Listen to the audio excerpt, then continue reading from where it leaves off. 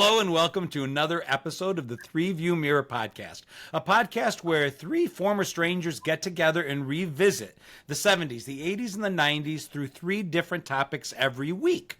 And those topics are known only to the host of that week's episode. The other two are as in the dark as you are as you're listening throughout the episode.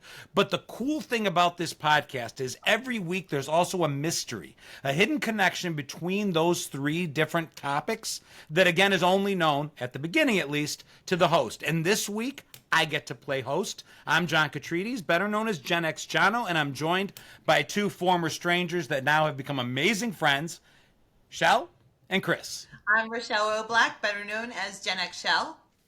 Chris Clues, better known as Chris Clues. So, guys, this is the Three View Mirror podcast.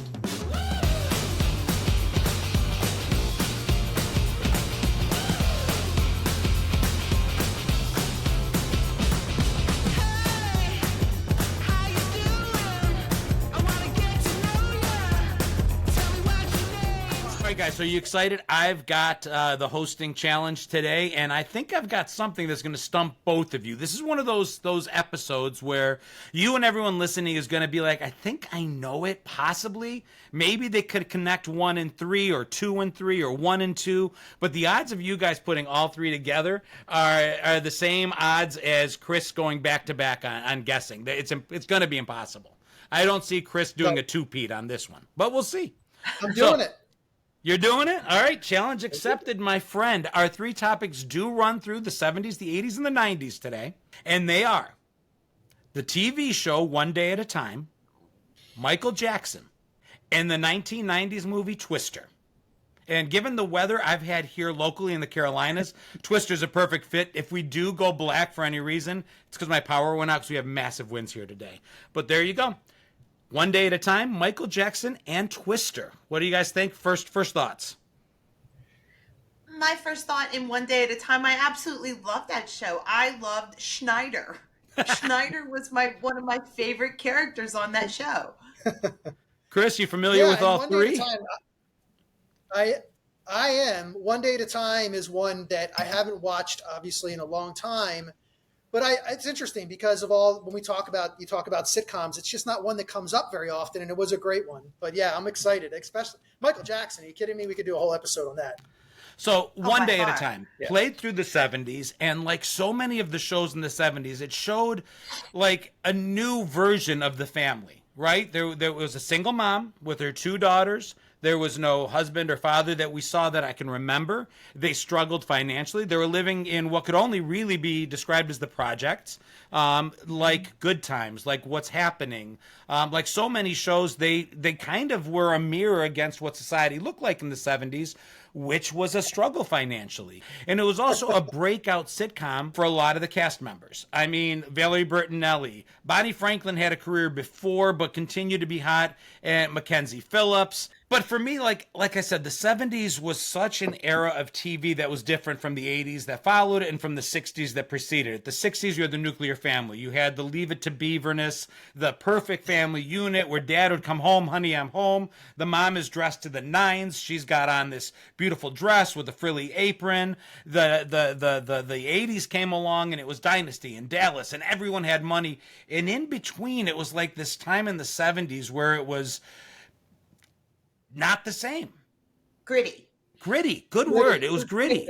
Yeah.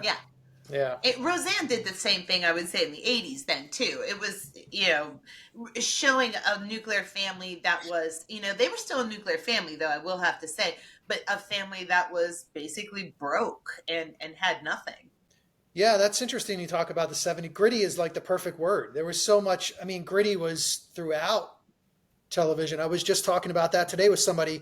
We were talking about the cop movies and the movies, criminal movies, mafia movies, whatever. They were all so gritty in the 70s and 80s. It's what gave them like very much a real feeling, just like these sitcoms. You could relate, I think, so much more because things were changing and families were different, and kids could turn on the TV and say, I see my family in this show. It wasn't perfect. Even the feel of the 70s shows, my wife uses the word dirty. She's like, just the aesthetic, the visual feel of it was darker. Even though it was in black and white or in Technicolor, the earlier things were a cleaner look on the screen. The 80s absolutely had a more vibrant, and I'm talking about the look of the filming, just the actual, when you turned on a TV, even today, if you go look at a show from the 70s, it has this aesthetic, this look, this darker, dirtier look. Like my wife goes, MASH. She goes, it just felt so dirty, not in the nasty sort of way, but literally cleanliness. It just looked dirty. One Day at a Time was the same way. It just was that aesthetic that was different. And yet, fashion took off from this show. Valerie Bertinelli absolutely like inspired a lot of girls. Yeah, and the bell bottoms. I can remember seeing, you know, bell bottoms were big in the 70s, of course, but I remember watching Mackenzie Phillips and Valerie Bertinelli with their bell bottoms on, and I can picture the beginning of the show, the song coming on and the whole bit, and they're like dancing around that living room, and everything was, for all intents and purposes, it was orange. You know, orange, if I had to pick a color of the 70s, it was going to be either harvest gold, avocado green, or that beautiful burnt orange. And that whole entire show had those sort of main colors throughout. Burnt orange reminds me of the Crayola 64 crown set. I don't know why, but that was one of the colors in the 64 Crayola set, burnt orange. Or burnt I wouldn't sienna. know. I got sent to school with the 8 count, Chris. You know, we didn't all have the privilege that apparently you grew up with. It didn't have the built-in sharpener, I bet, either. So much privilege. But I remember having a huge crush on Valerie Bertinelli, and it was that look with her long, straight, dark hair. And, you know, Mackenzie Phillips had a different look, and her hair was shorter, but they're both really pretty. And I just remember at different times, I think I might have even had a Valerie Bertinelli, like a poster. I wasn't allowed to put them on my wall, but it might have shared space on the back of my door for a little bit, where my mother would allow such things. I remember they lived in magazines like Teen Beat or Tiger Beat, or, you know, they had those magazines, and those were the people they put in those magazines. For those of us that read those, I didn't read those. Well, I think about the hair too. Like you were talking about the long hair with Valerie Bertinelli, but it's so distinctive that Bonnie Franklin's hair, she had that red classic Adam West bowl cut that was so typical of that late 70s, early 80s, you know, heading in. It was like her bowl cut headed into the Dorothy Hamill. So there was like some iconic hair experiences in there going from that to the 80s. Yeah, and I think also, like, just we've, again, going back to the idea of the not perfect family and things were changing, and you take a guy like Schneider, and the shows were introducing us to people who maybe prior to were, I don't want to say looked down on, but certainly, like, we're not going to necessarily be the representative of the person that we look to for help or support, or, you know, in a time where we needed somebody to talk to, that was the person. But it was they were introducing characters like that, and Schneider was one of those characters where hopefully it changed perceptions about the guy who was the handyman that worked around your apartment complex. You know, Mr. Miyagi did that as well, of course, was a great example of that. But Schneider really opened the door for that, and that's what makes it, I think, really great too about those 70s sitcoms. And he always had the pack of smokes right up there in his thing, all rolled up. That's what he did, and you know, it was iconic for him. And I think he was only like 26 when he played that role. Oh no! No, I'm here we joking. go again with this thing. He was older than 26, but I think I brought it up in the past. I think he was like 42. He was younger than we ever would have thought he was when we looked at him as a kid. And the same was probably true of Bonnie Franklin. She was probably much younger than we thought she was. But she had that no-nonsense haircut. It was basically the point of that haircut was she was working, she was taking care of 2 girls, she was getting things done. It wasn't about glamour, it wasn't about looking great. I don't remember her in any episodes wearing anything other than just very basic clothing and just being that working mom that had to get things done. And like I said, then it flipped on its head in the 80s, and all of a sudden huge budgets on television shows for things like salaries, for things like wardrobe, for things like location. I don't remember a single episode of One Day at a Time that wasn't in that apartment. I don't remember a single episode of Alice that wasn't her house or the diner.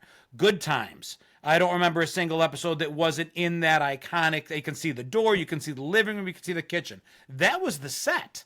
Money wasn't spent on those things. And then here comes the 80s, and you've got Dallas, where they're in Moldavia for like the wedding of the characters, and they're everywhere. And it makes me wonder, where did the money come from? What was that pivotal switch?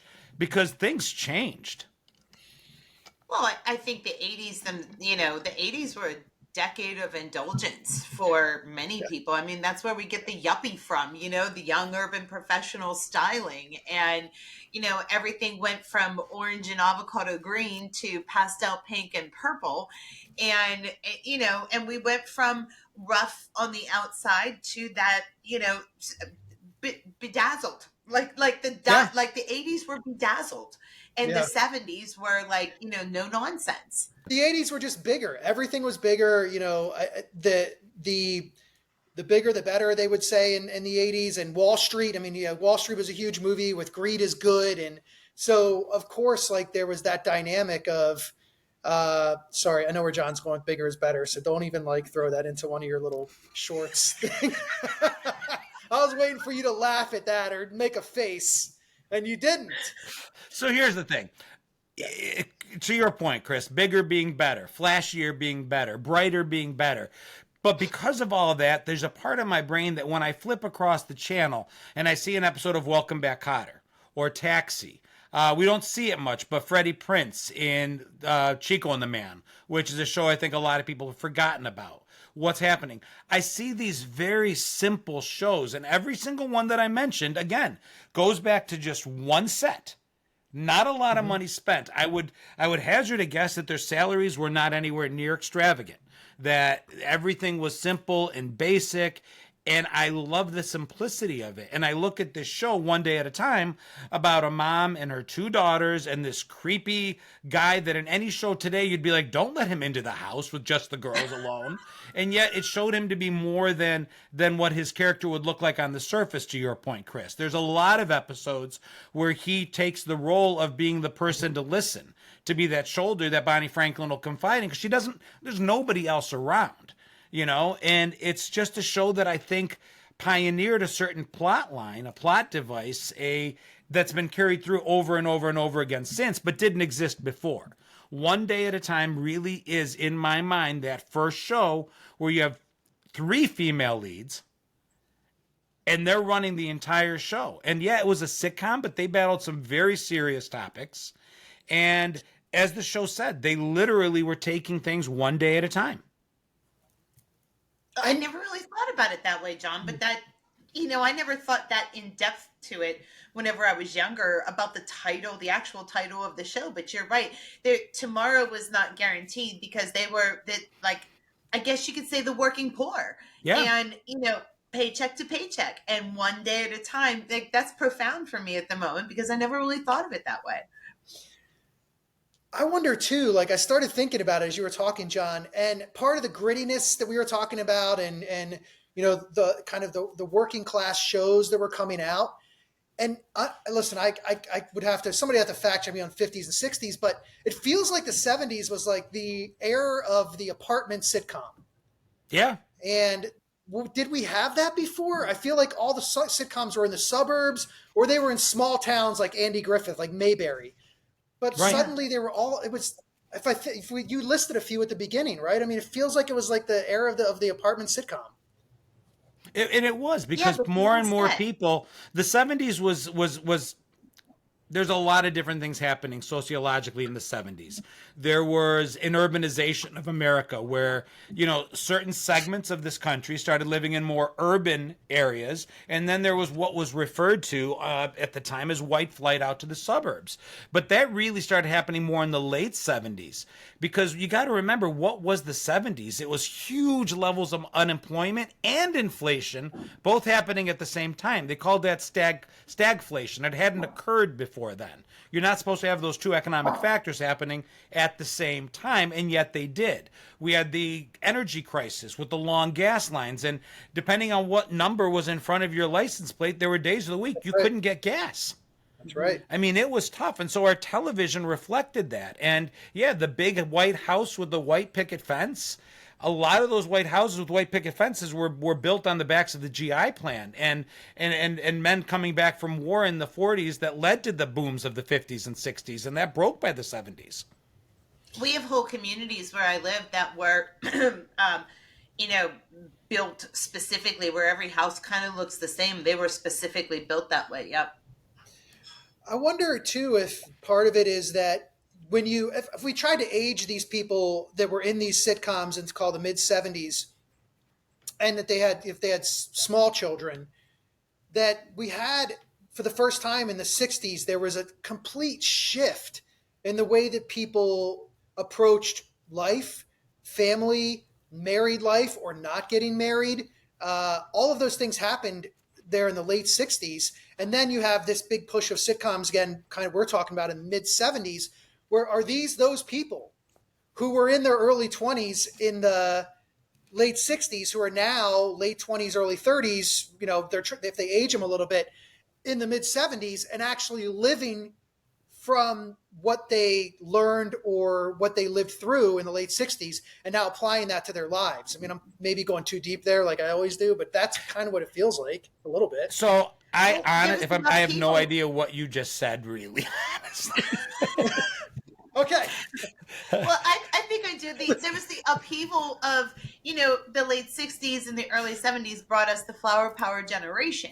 And the flower power generation they threw out those societal norms a little bit. And when they started, when the energy crisis and the Vietnam War and everything was in its full swing, their ideals, even if you weren't part of the hippie culture, started bleeding out into, you know, this is a simpler way of life. This is just, you know, and I'm happy this way. And maybe like Bonnie Franklin and One Day at a Time, they were happy that way. They were poor, but happy. And I like that. Or maybe they weren't, but it was real. Maybe they weren't. You know, and I think that's the biggest shift. We talked about in the past, I think, Shell, you brought it up once in an episode, we're in the Brady Bunch, which was only a few years before this. In the Brady Bunch, Mrs. Brady wasn't allowed to reveal the fact that she was divorced. They hid that from the script. They pulled it. And yet here you are just a handful of years later, and Bonnie Franklin, I'm pretty sure she's divorced. Maybe it was the death of a husband, but regardless, divorce was no longer something to hide. They talked about drug abuse. They talked about alcohol. Mackenzie Phillips struggled with abuse her entire life. And there were episodes where they either intentionally understanding that or just coincidentally, you know, brought that into the episode. Just such a fundamental shift from, you say they might have been happy. They might not have been, but whether they were happy or not, they were real. In the 50s and 60s, whether they were happy or not, they sure as hell better damn well look happy, because you weren't allowed not to look like a happy family on television in the 50s and 60s. Yeah. Weren't you a little hard on the beef? You know what I mean? No comment. You've had that one in your pocket for a while. No, I mean, I really, I have this like such, I mean, you guys do this to me every single time. I have all of this stuff is like just flowing back to me now, thinking about One Day at a Time and that time in my life as a little kid. And I'm like right back in my family's family room with the exact color scheme that Shell mentioned earlier. And I can see it now. I can smell it. I can see it. I can see myself sitting Indian style in front of the TV with One Day at a Time and these other sitcoms coming on. This is why I love this show so much, because at least once an episode, it just all floods into me and I get it. I feel it. I mean, for me, that's the idea. That's why I love Rochelle is to be credited. If I could credit her every episode for coming up with this concept, I would, and I will. And I think it works really best for me when the topics take us from the 70s into the 80s, into the 90s, because it allows me to relive 3 decades for us Gen Xers that for a lot of us were the most formative times in our lives. It took us from birth to young adult through those years. And I guess this is as good a time as any. I mean, to leave the 70s and, you know, somebody that took us on the journey from the 70s to the 80s was Michael Jackson, my second topic. Took us from watching the Jackson 5, sitting crisscross applesauce, Indian style, on our shag rugs, that orange, burnt orange shag rug, watching the Magnavox, the Zenith, the RCA, whatever it was, rabbit-eared TV. And then just when we thought like him and Janet and the Jackson 5 couldn't get any bigger, the 80s come along and he just explodes. He goes from being a part of this amazing group to being the literal king of pop. The king of pop. And I was going to say something about this. Our concept for the show here is that there are the Michael Jacksons of the show, which most nobody doesn't know who he is. And then there's the tiny little things like One Day at a Time, where you forgot maybe about that show or forgot the effects that show had on you. And I love being able to bring up both the big things and the little things. I thought when you said there was the Michael Jacksons and the little things, I thought you were going to say like Tito and Jermaine or something like that. Who? So, I mean, Michael Jackson for me, like I just, when we talk about icons, and not just for the 80s, not just for even the 20th century, but literally for world history, what he did and what he accomplished in the pop culture realm. And the things that he did. I don't know if you've ever seen the video of him doing the moonwalk for the first time. And the crowd just goes insane. Like nobody had ever seen anything like that before. It's funny that you bring it up as a question, Chris, about seeing the video. Because we've all seen the video, but I remember sitting watching, it was a Motown 25th anniversary special that he did that. And I remember seeing it live. I remember the moment it happened. It wasn't about a video. It was being this little kid, and then me and my brothers all running to the linoleum that was on the kitchen floor to see if we could replicate it. Yeah. And we couldn't. Yeah. You had to put socks on and try to get on the slickest floor possible just to try to pull it off. And what's cool about Michael Jackson, too, are some of the things that he did that, for example, one of my favorite one-hit wonders from the 80s is Rockwell. I always feel like somebody's watching me, and there's Michael Jackson in the background of that song. And I can't remember the entire story, but there is a cool story to how he ended up being in the background of that song. But, there's some really cool little things about him beyond just obviously what we know, Billie Jean, Thriller, Beat It, on and on and on and on. Michael Jackson, though, talk about an icon. Not only did he influence music, many artists to come. We were just talking about the Jackson 5 with, Christmas songs. He has music spanning generations, and he influenced clothing. Everybody wanted the red zipper jacket. Everybody wanted the single glove. Everybody wanted the flood, the penny loafers and the sparkly socks. So he was influencing more than just music at the time. He was a pop culture icon. And there's certain stars that, whether they do it consciously, like I think Madonna did this consciously, where she would reinvent herself. She never got stale. Her image would change from the Material Girl. She would do where she emulated the Marilyn Monroe look, where she had when she first started, it was the lace glove. Her look changed. Her music changed regularly. So Jackson did the same thing. And it, maybe not necessarily as consciously, maybe it was just more of his actual changing through his life, but it never got old. His music changed, his genre changed, his talent kept evolving over time. And sometimes I liked what he was doing, and sometimes I liked it a little less. I can't always say that I wanted to hear every song Michael Jackson put out, but someone always did. Mm-hmm. I mean, you can't go past Thriller. We all wanted to learn how to do the Thriller dance. We were talking about this on a previous episode. Yeah. You couldn't wait for the full version of Thriller to come on MTV so that you could get the full dance, so you could try to do the little zombie dance at the end. His videos, Billie Jean walking across the lit up sidewalk there, it's so just awesome. Absolutely iconic. And yet in some ways I feel absolutely bad for Michael Jackson because he was a victim of his own fame in so many ways. I actually, there's so much information out there about Michael Jackson, good and bad, about his life and everything that occurred in it.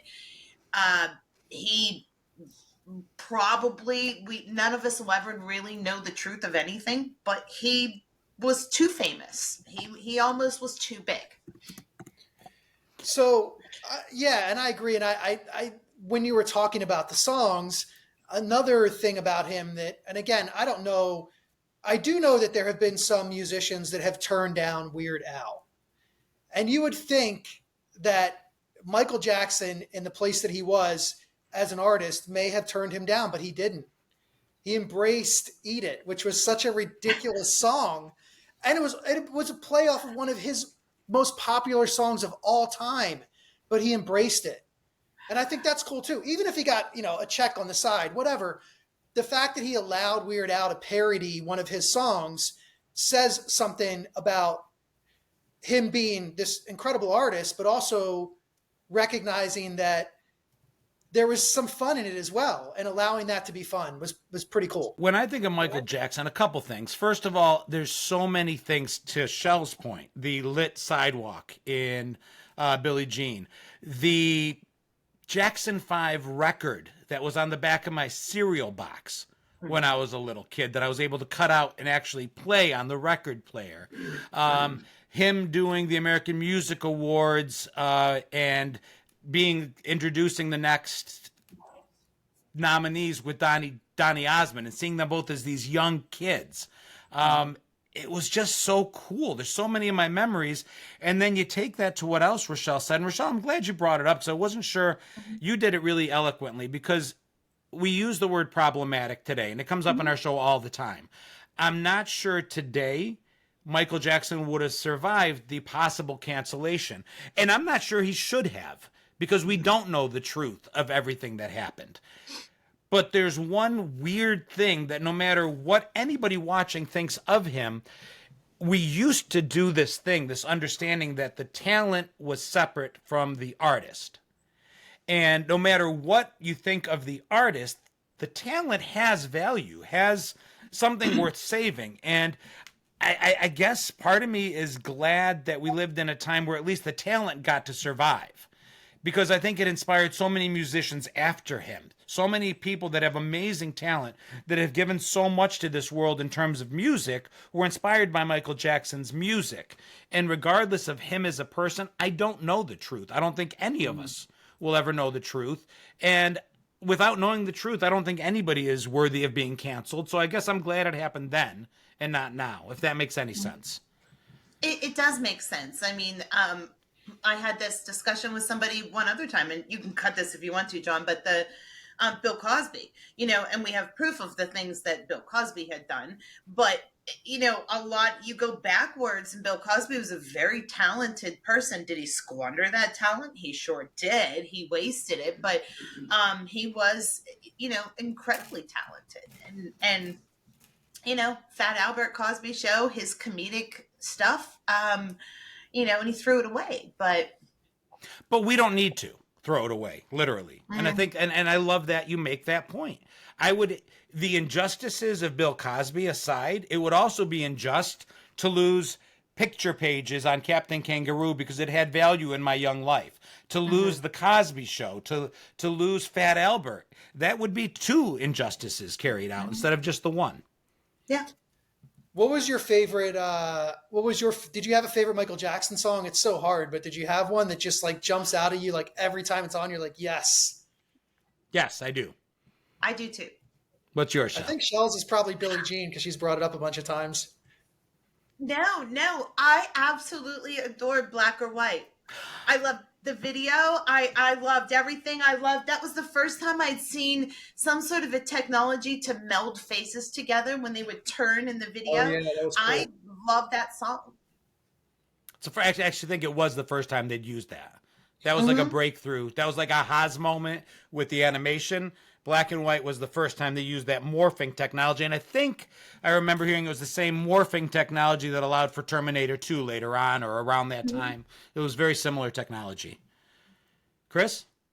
What was your favorite, John? Oh, I'm sorry. For me, believe it or not, I was going to say Black or White because I really liked that song too. But then I remembered that he had a part to play in the song We Are the World. I think he co-wrote that.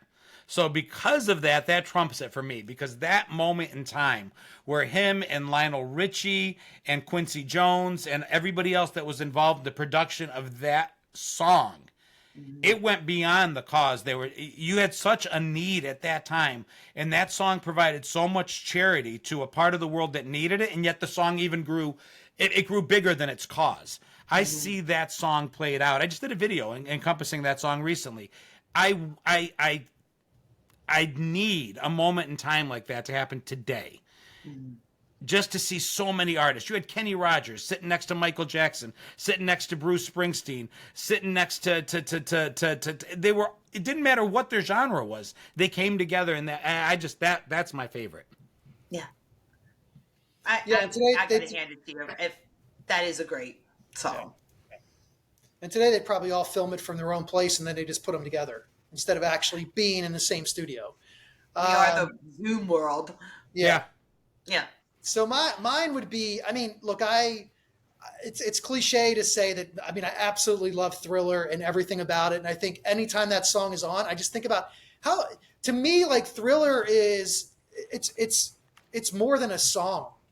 It's a composition, and it's when you really listen to it, it's something else. That long version that just keeps going is kind of like, what's the song by Queen? Galileo. Bohemian Rhapsody. Yes. Yeah. It's like Michael Jackson's Bohemian Rhapsody. It just has all these different pieces. But if I were to say, like, what's my favorite song, it's Wanna Be Starting Something. I don't know. That song just gets me, like, it puts me in a good mood every time I hear it. And his video. I don't know another artist that at the time turned his music videos into mini movies. And he did it either first or best. He did it with Black and White. I think it was Black and White that had like the Egyptian scene where he falls into dust in the beginning. And I mean, but that was like an 8-minute music video. Thriller went on forever. He had the money to spend, and he spent it on these videos. And to Shell's point that she made today and other times, we wanted to see the full thing, but MTV would only play them in full once or twice, and then they would show the shorter version. And, you know, maybe his ability maybe his popularity also came from the idea of filming those mini movies, because he was around for the beginning of MTV. And MTV, of course, gave us that visual to the music that we never had before. And so now that he made these little mini movies, he was bound to be iconic. Yeah, mine was, excuse me. Mine was Billie Jean, Smooth Criminal. I mean, I don't know. It's hard for me to choose a video. I think... and I will say about Smooth Criminal, as I always say, I really don't like remakes of songs or movies from the 80s, but Alien Ant Farm did a remake of Smooth Criminal, and it's pretty good. So it is good. Yeah. I will have to agree. And isn't Smooth Criminal, you know, we talked about the moonwalk, but isn't Smooth Criminal the other one where he did the extreme lean? And when he did the extreme lean there, that was also iconic. Yeah, you wanted to learn how, you know, it was like his second move that you saw besides his, you know, he had leg kicks and things. His dancing was above and beyond anything we'd seen before that. Michael Jackson had moves that nobody had shown us before. And then Janet took that on tour too. It was the entire Jackson, because I mean, her with her Control tour, and she just, not only did the videos become big, the dance productions in these videos that they then duplicated on stage was again just something that we hadn't seen before then. We did a little bit, Motown did a little bit of that, but this really brought it out to everybody. Yeah. I can see a ton of stuff about Michael Jackson. I'm censoring myself a little. Like there's the Macaulay Culkin and the weird monkey stuff, but there's of course. I mean, you know, I don't think you could talk about Michael Jackson without mentioning some of the controversies that came in his life and some of the things that we'll never be privy to. They were kept well hidden secrets, whether they were true or not true. You know, and it's not even just it's not even just the negatives. When you talk about pop culture moments in time, him and Brooke Shields dating. Now, whether you believe that was a real thing, like she actually dated Michael Jackson, or you think, no, it was a stunt. He married Lisa Marie Presley. Yeah. Exactly. I mean, what the hell was that? Yeah. King of rock and roll, king of pop. I mean, that was, at the time, it was a strange combination. It couldn't have been real. It couldn't have been real. Didn't he hold his baby out over like a balcony at some point Yep. or something? Yeah. Like, Yeah, and then that a cape over their face, blanket, because that's even what he called the kid. He called the kid Blanket at the time. Yeah, right. He was just he was a weirdo. I mean, but a victim of his own fame, victim of his own talent. You hear about these geniuses that are just so, the genius level goes high that it's just something else. I always tell my kids talk about not being as good at something as they wish they could be, and I always tell them life is a pie chart. And when you take up a huge piece of that pie with any one thing, there's very little left for anything else. Mm-hmm. And I think that's kind of a Michael Jackson scenario. I think his talent was so huge, his genius was so huge that there was very little left for normal. And he had to sleep in a hyperbaric chamber to make up for it. Do you remember that part of it? Yeah. I remember. Yeah. And then how he lost part of his nose and how his looks changed and the skin bleaching. I mean, you got to talk about all of those things in with Bubbles. it. Like Bubbles, yes, the monkey. I remember that, he was his own. He had to be eccentric, and he was probably like Princess Diana was, never able to go anywhere or do anything, and ended up trapped within his own world. There's, we talk a lot about people who are talented, and on this show we do. And there's a ton of talented people out there. There are very few geniuses that come along. And if we go back in history and look at the people that were truly genius, most of them, to John's point, had weird things around them or about them because their brains are just, they see the world in a very different way. And, as an example, I mean, Van Gogh cut off his ear. Yeah. Okay, so this was way before, the pop culture crazes that we have today, and even social media, all that stuff. He cut off his ear. Edgar Allan Poe drank himself to death, essentially. When we think about geniuses and Prince, Prince just was so incredibly wired all the time that he couldn't sleep, which caused him to do other things that then eventually caught up to him. And he talked about that, how his brain was always going. I just don't know if there's ever been a genius that wasn't weird. All right, to sum up where we're at so far, we talked about One Day at a Time, and then we moved from the 70s through the 70s into the 80s, even into the 90s with Michael Jackson. And now that we are at the 90s, I figure we can transition to some of the movies that we saw in the 90s, one of which for me was one I saw multiple times because it would not have been possible 10 years earlier, and that's Twister. There were certain technological changes that came along in filmmaking that allowed it to be possible to bring this movie, this disaster type movie that became really prevalent in the 90s. The 90s brought us all these movies which showed cows flying through the air, landing on vehicles, just major amounts of destruction, and made it believable so that we felt we were right in the middle of the Twister right along with. And I probably have seen this movie no less than probably 8 or 9 times, maybe 10 times. Oh, ditto. Absolutely. It absolutely amazing movie. Bill Paxton, I was a huge Bill Paxton fan. I thought Bill Paxton, was one of my favorite movies of all time he was in was Aliens, and Twister, probably right up there on my list as just a raucous good time movie that you could still watch today. Yeah, when I think of Bill Paxton, the first thing that comes to mind is next thing you know, you guys will be wearing bras on your head. Oh, yeah, from Weird Science. Yeah. He pukes, you die. Yeah. I was a huge Bill Paxton fan as too. That was actually a really, really sad day and just shocking when he passed away. But I think of Bill Paxton when I think of that movie. I also think of Philip Seymour Hoffman. I mean, yeah. And wow, what a career after that. I mean, just an absolutely brilliant, brilliant actor. Again, someone we lost way too soon. So from my hometown, these disaster movies. What's that? He's from my hometown, Rochester, New York. Oh, is he really? Yeah. I did not know that. Yeah. Yeah, I absolutely love that movie too. And I think it's really always cool to go back. We talk about going back to these movies and seeing the people who had these roles and then just blew up, it just exploded onto the scene. Well, and you got to remember everybody else in the movie, because when you think of the movie, I think some people are prone to remember the cow and the tornadoes before they remember the actual people, because the special effects had a starring role. But I mean, on top of Bill Paxton and Helen Hunt and Philip Seymour Hoffman, we had Jamie Gertz. We had Carrie Elwes from Princess Bride. We had Alan Ruck, who, I mean, Lois Smith, maybe not so much, acted by, Jake Busey was in this movie. I mean, just big names and small names. But if you look at this character list, Zach Grenier, you'd recognize all the people that were in it, big parts, small parts. Just a great ensemble cast. Yeah, Alan Ruck. I mean, Cameron. It's just, how can you... Cameron.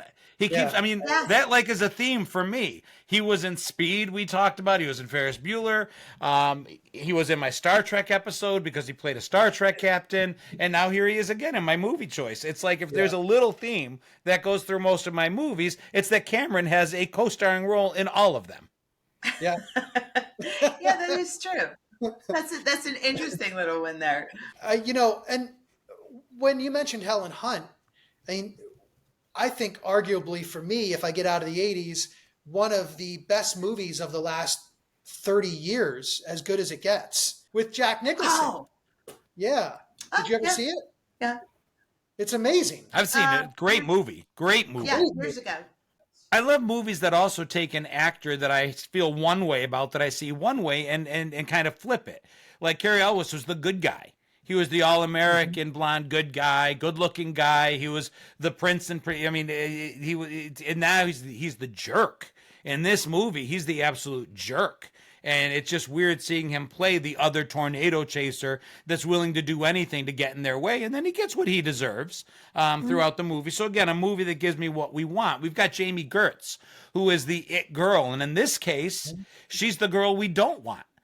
She's not a bad person. She's a good person in the movie, but she stands in the way of Bill Paxton and Helen Hunt getting back together again. So I don't know about you guys, but I'm like actually rooting against her being in. I'm like, I want her out of the way.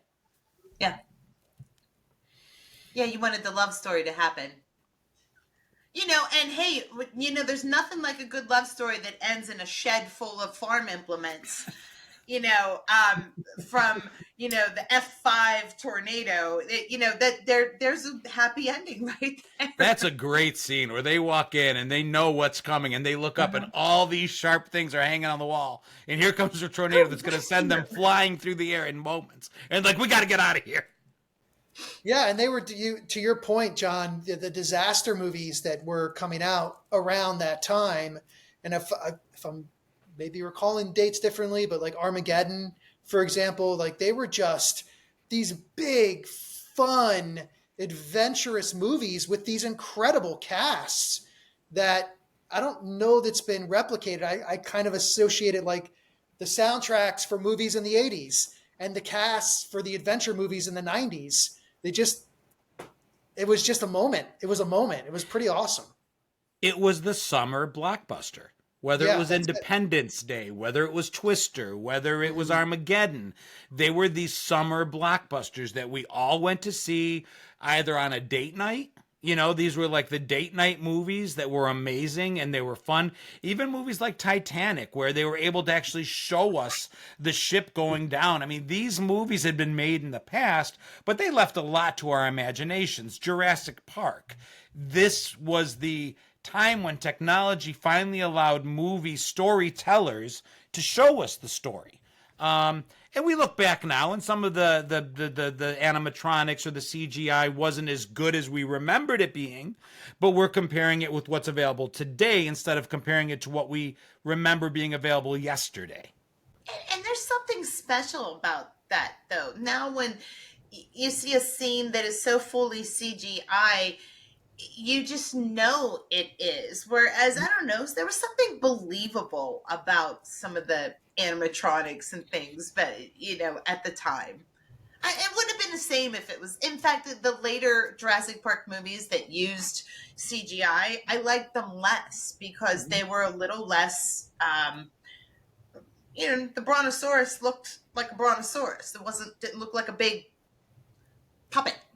It was too perfect almost. It's kind of like we found like our Goldilocks spot there, that Goldilocks moment with special effects where they were still having to do things on location. They were still having to do real special effects where there was a team behind it that was creating something that was going to blow up or happen or whatever. And then they were taking some of the special effects that were available to them and using those. But now it's almost too perfect and too polished. And that's, again, when I go back and watch Twister or Armageddon, I think, man, there were people behind this actually creating this stuff. It wasn't people sitting in front of a computer, and they had to shoot it on location, which I think we're really, really missing nowadays.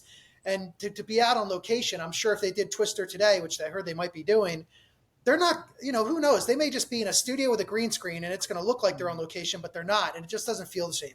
For me, the words that pop into my mind is this synthesis of technology and imagination.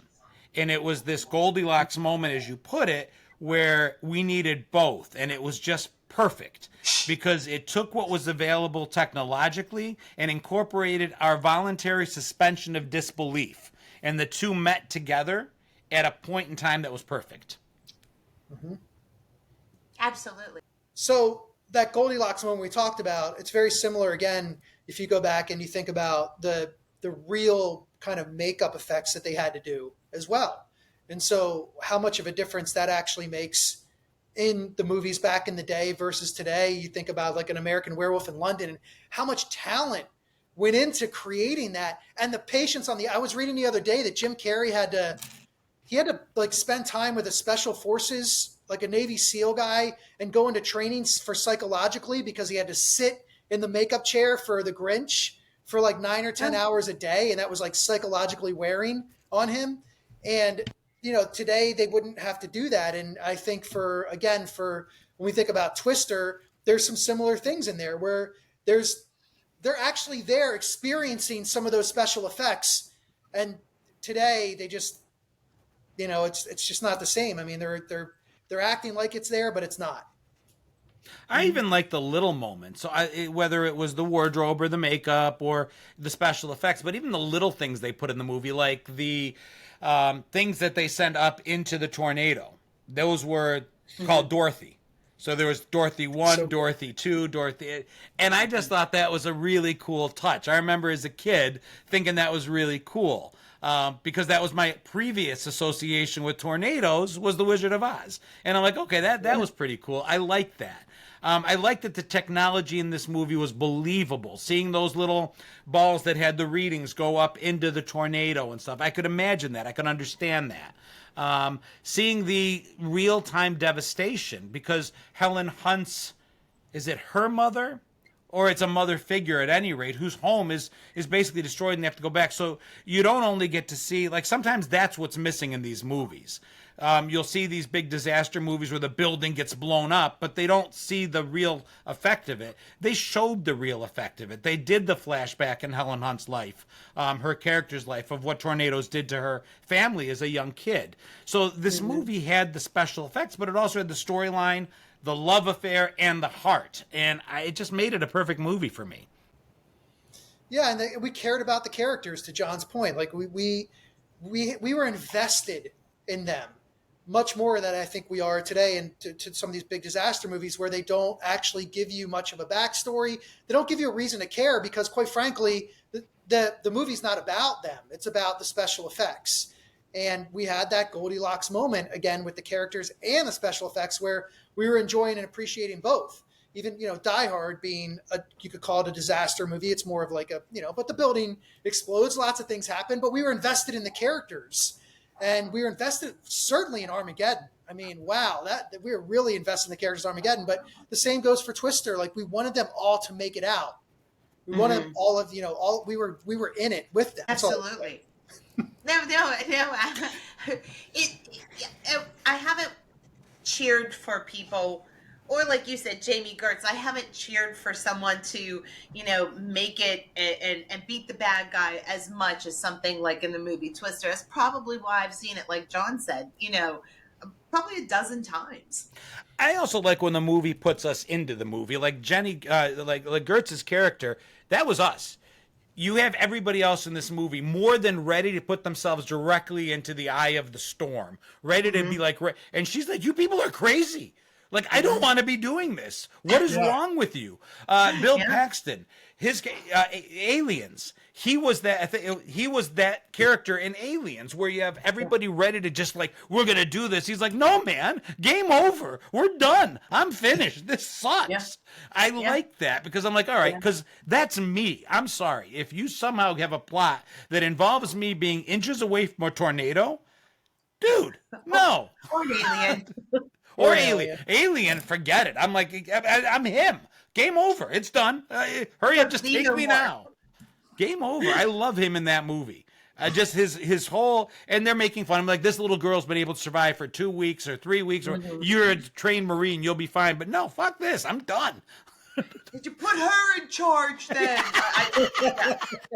I honestly, I could quote that entire movie almost the same as I could quote Christmas Vacation. I love that movie. But I love it when they put the regular person in the movie side by side with these heroic people. That just kind of brings it all together for me. Yeah, they're real people. They're not fake action heroes that would survive anything. You know, magically 100,000 bullets coming at them and they never get hit. You know, I don't care for those kinds of movies. I like the little bit of a disaster movie where yes, they survived at the end because it was a family-friendly movie, but there was still devastation. There was still a little bit of devastation, and the heroes were not anti-heroes, but they weren't perfect heroes. They all have flaws. So speaking of suspension of disbelief, would that pipe and his belt have survived them being in the middle of that tornado as it went over them? Like, I just remember that scene. If you remember the scene, he like straps them to that water pipe or whatever, and the tornado literally goes over them, and they're like hanging up there. And I remember being 26, 27 years old, however old I was at the time, and being like, all right, good movie, but they'd be food for worms. There's no way in hell. Well, even if they survived the belt and the water pipe, the thing is, it wouldn't necessarily be the tornado that killed you. It's like falling from a tall building doesn't kill you. It's the hard landing at the end, you know? And in Twister, it wouldn't be necessarily the tornado that would kill you. It would be the things inside of said tornado that were going around with it, you know, like cow. You remember seeing that on the movie, so... Talked about One Day at a Time. Talked about the King of Pop, Michael Jackson. And we finished off with the 1996 blockbuster event movie that was known as Twister. Now, there is one, if not more, but definitely one hidden topic that winds itself through all three as a thread. And I was wondering if perhaps the two of you had any thoughts on it. I think I have thoughts on two of them, but not necessarily a third. Yeah, I'm having trouble fitting Michael Jackson into my theories or my connections. You can connect Twister and One Day at a Time. Mm-hmm. And Shell, what are your two? I can connect Twister and Michael Jackson. Really? Yeah. Let's hear it. The Wiz. I mean, my Twister and One Day at a Time. Oh, The Wiz. Wow, I didn't even think about that. The Wiz. That's good. But I can't connect One Day at a Time to The Wiz. I couldn't see that you would. Wow. No, there's nothing there. It was. I like the connection. I had not thought of that. Yeah, no, I can't think of any. That's good. I like that. Chris? Yeah. My only connection was you kept talking about real people and real people having the attention was on real people and real events and not this kind of fake stuff that we saw in the 60s with the families that were perfect in the 50s and the 60s, and then the perfect movies today in terms of the special effects, and then we don't have an investment in people. So I'm thinking about Schneider, and then I'm thinking about like Jamie Gertz's character in Twister, and I'm thinking about people in real people in real situations. But then I can't tie Michael Jackson. So gotcha. Well, I mean, Michael could be tied there too in a way because he was a real person with a public image that was, but underneath of that, somewhere in there, he was a real person with real, like you said, he was weird. He had issues, so maybe that. So, who was the breakout star in One Day at a Time? Valerie Bertinelli. Okay. Who was And married to who was married Eddie Van to? Halen. Eddie Van Halen. Eddie Van Eddie Halen. Van Halen. Okay. Who played guitar on a Michael Jackson song. Who took an uncredited role with the guitar solo on Beat It. That's right. And who, yeah. What's that? And who is the, Van Halen played a song on the soundtrack of Twister called Human Being in 1996. It was the last song that Sammy Hagar actually joined Van Halen on. So Eddie Van Halen was married to Valerie Bertinelli, played an uncredited role guitar solo through Beat It, which was incredible for Michael Jackson, and was featured on the soundtrack of Twister. So our hidden connection this week is none other than Eddie Van Halen. I love it. And I kind of thought I would never have guessed the Michael Jackson part because I didn't know about that on Beat It. And I wouldn't have got the soundtrack for Twister, even though, but I thought maybe it would have something to do with Eddie Van Halen in the beginning, but then it never came into fruition for me. Yeah, we I talked about artists Halen. that were geniuses, and that was I was hoping I played heavily on the genius. When it comes to guitar play, when it comes to that, Eddie Van Halen in his own rights was an absolute genius at his craft. And I talked about before we went on camera how, for me, the reveal is bigger, well, not bigger than Michael Jackson. You don't get much bigger than Michael Jackson, but Eddie Van Halen trumps both One Day at a Time and Twister. Yeah. Oh, yeah. I mean, no doubt. And I have to give credit to Valerie Bertinelli is still active on like social media and such. And she has some very philosophical things to say a lot of times. If anybody doesn't follow her, she really is a great follow on social media. I follow her. Yeah, I'm a huge Van Halen fan. We actually had a conversation. Sorry, go ahead. No, that's why I thought this was tailor-made for you, Chris. Number one, it plays to your soundtrack. You have said in every single episode the word soundtrack have come out of your mouth. You talk about how artists want to be involved in these big blockbuster movies in terms of their soundtracks. I know personally that you are a big Van Halen fan. I know how you are with music. I built this around you being able to get it, but then realized that the Twister soundtrack was probably too obscure even for you. Yeah, and I mentioned Eddie Van Halen at the very beginning when we were talking about One Day at a Time. Valerie Bertinelli. I was like, "Oh yeah, married to Eddie Van Halen." Yep. And then and then when you said Michael Jackson, and I was in the video here at the end, I was like, "Okay, now I know." I didn't know Twister, but I'm a huge Van Halen fan in general. I just think I was home a few months ago, and there was a group of us talking about the top 10, top 20 bands of all time, and I kept saying Van Halen is a top 10 band of all time. And I was trying to make that argument with some people who were disagreeing with me as they were going through the list.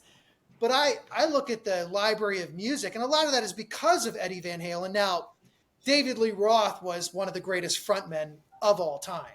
I mean, when we talk about Michael Jackson not being able to take your eyes off of him, there's no taking your eyes off of David Lee Roth in his prime. He commanded the stage. Freddie Mercury was probably the best at it, but David Lee Roth wasn't far behind. And I love it. I mean, and MTV, we talked about Thriller with Michael Jackson, Hot for Teacher. I mean, come on, that was a video I could not wait to come on every single time. You've said it over and over again. Yeah. I love it. I was sitting there thinking in my head, that's the first song that comes to mind whenever you say Van Halen for me is Hot for Teacher. That was a very iconic song. But as great as Diamond Dave was, Van Halen survived his departure because most of the songs were written by Eddie and his brother. So the band was named Van Halen for a reason. And yes, they had this amazing, iconic frontman. They survived his departure far better than he did, because without their ability to put the words in his mouth, he did a lot of covers. He wasn't able to survive the departure, really. And say what you want, but the quality of the songs for me stayed the same with Sammy Hagar. The albums that followed, yes, I miss David Lee Roth without a doubt. But Van Halen survived that departure far better than David Lee Roth did. Agreed. I mean, they couldn't survive with Eddie Van Halen leaving. No way. They can't survive that. And that's the interesting thing, is that most bands can't survive their lead singer, but they could survive someone else. And that's a great point. They could survive their lead singer, but they would have never survived without Eddie Van Halen. No. John, that is an amazing connection. Truly. This one has a seamless connection for me, because sometimes you're like, you pull out something, I'm like, Sandra Bullock, what? And you pulled out something so far away from anything I might generally have known. But I definitely feel like this is one of those ones that was right there. And I should have known it. Chris should have definitely known it. Yeah. But it was funny all laid out for him. Both of you, I said at the beginning, might have been on camera, might have been off, that you will probably get two and not the third. Excuse me. I fully assumed Chris would have known the connection between Valerie Bertinelli and Eddie Van Halen and the Beat It. The fact that not only did he play the solo on it, most people know that now. What they don't know is he changed the song. He came in to play that portion of that song as somebody that was going to be paid. It was going to be a paid collaboration. He heard the track before Michael Jackson came into the studio and said, I know how to make this song better. And he went ahead and changed it. He changed the format of the song. He rewrote a substantial part of the music on that solo and surrounding it. And he was afraid how Michael Jackson would take it. And as the story goes, when Michael Jackson came in, he thanked Eddie. He said, thank you for caring so much about my music that you didn't only do what I told you, you came in and made it better. So you had these two musical geniuses collaborating, and Michael Jackson put his ego aside, and Eddie was so impressed that he didn't want to take payment for doing it. Wow. That's awesome. I did not know this story at all. I really didn't. You mentioned, with Eddie Van Halen and Michael Jackson, let's just think about that for a second, because today, I know that I'm sure there's collaborations going on, but to ask some of these superstars to share the stage or share the spotlight, I just don't see it happen as often now. And looking back at how huge Eddie Van Halen was and how huge Michael Jackson was, Eddie Van Halen would do that uncredited. And then you have huge like Run DMC and Aerosmith coming together, sharing the stage. And so much of this happened in the 80s. You had Hulk Hogan in a Rocky movie taking a kind of a sideshow part almost in that movie. But this was what was so great about that time and even into the 90s. And I don't know, like I'm sure there's collaborations today with stars that I don't even know anymore. But I think about the big ones that I know, and I don't hear them sharing the stage very often. So, Lady Gaga and Tony Bennett was one, but it's not quiet collaboration. Your point was perfect. You said sharing the spotlight, but in the 80s, they were willing to give of their talent, even if it meant not sharing the spotlight. Yeah.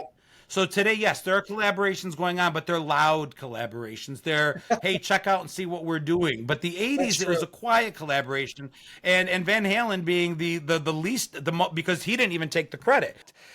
To that end, I will just say the 80s will always be, I don't know, forget it. I was trying to connect something that failed. I couldn't agree more. Honestly, I couldn't agree more. The 80s are just the brightest part of my childhood. 70s are special for what they brought. The 90s, absolutely. But the 80s will shine like neon. It's just, it's where I live. Mm-hmm. And neon's a perfect color choice for the 80s, if you really think about it. Neon parachute pants. Mm-hmm. Well, until next time, guys, this is John Catriti saying goodbye. And I'm Rochelle. Have a great week. Chris Clues, stay rad, everybody.